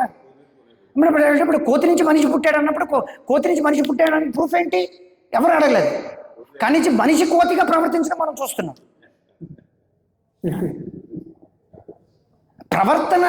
ప్రవర్తన అనేది ముఖ్యం అన్నమాట. అంటే ఈ శరీరం అనేది వదిలేసిన తర్వాత నువ్వు కోతి యొక్క శరీరంలో ప్రవేశిస్తావు నాన్న అని చెప్పాలన్నమాట. ఇది ముఖ్యమైనటువంటి. శరీరం మార్పు చెందదు అనమాట. ఈ ఆత్మ ఏదైతే మనసు, బుద్ధి, అహంకారం మానవ శరీరం ఉన్నప్పుడు ఏదైతే శరీరం మీద ఏదైతే బుద్ధి ఎం వాపి స్మరణ ఏదైతే భావన ఉందో అటువంటి భావన యొక్క శరీరాన్ని ఈ ఆత్మ స్వీకరిస్తుంది అనమాట. మనకు తెలిసిందే చెబుతున్నా. కానీ భగవంతుడు నేను ఇప్పుడు నీటిలో ఉండి చాలాసేపు అయిపోయింది, కొంచెం నీటిలోంచి బయటికి రావాలని చెప్పి నేను కూర్మనాథుడు అయిపోయినా, అలా కాదనమాట. కూర్మం అయ్యాను, తర్వాత సగం మనిషి సగం అవ్వాలి, ఎందుకంటే ఈ జంతు శరీరం నాకు వద్దు అని చెప్పి తర్వాత నరసింహస్వామి అయ్యాడా. దాంతో వద్దు బాబు, నేను కొంచెం ఇవ్వాలి, మనిషిగా అవ్వాలి, కాకపోతే కొంచెం మరుగుజ్జులా ఉండాలి అని చెప్పి వామన అవతారం అయ్యాడా. తర్వాత పెద్దవాళ్ళు అయిపోవాలని చెప్పి రాముడు అయిపోయాడా. తర్వాత ఇది ఎప్పుడు కృష్ణుడు అయిపోయాడా. అలా కాదనమాట. దిస్ ఈజ్ ఆల్ యూజ్లెస్ అనమాట. ఇదేంటంటే హిందూయిజం అనే ఒక తప్పుడు సిద్ధాంతాల వల్ల వచ్చేటువంటి తప్పుడు అభిప్రాయాల వల్ల హిందూయిజం అండ్ హిడానిజం అండ్ అకాడమిక్ అంటే ఈ మూడు కలగోసినటువంటిది అనమాట. ఇది పండితులు కాదు, ఆచార్యుల ద్వారా రాలేదు.